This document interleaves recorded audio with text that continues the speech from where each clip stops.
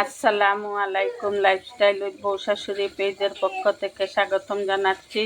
আজকে রান্না করতেছি গরুর মাংস দিয়ে আলু। প্রথমে আমি সব ধরনের মশলা কষিয়ে নিচ্ছি, তারপরে আমি আমার মাংস আগে দুটো সিটি দেয়া ছিল, এখন আমি মাংস আর আলু একসাথে দিয়ে দিব।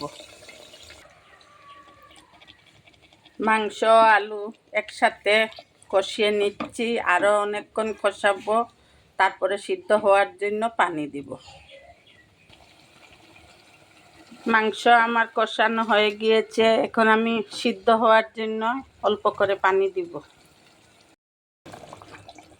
আলু ও মাংস সিদ্ধ হয়ে গিয়েছে, এখন আমি গরম মশলার গুঁড়ো ও ভাজা জিরার গুঁড়ো দিয়ে নামিয়ে নেব।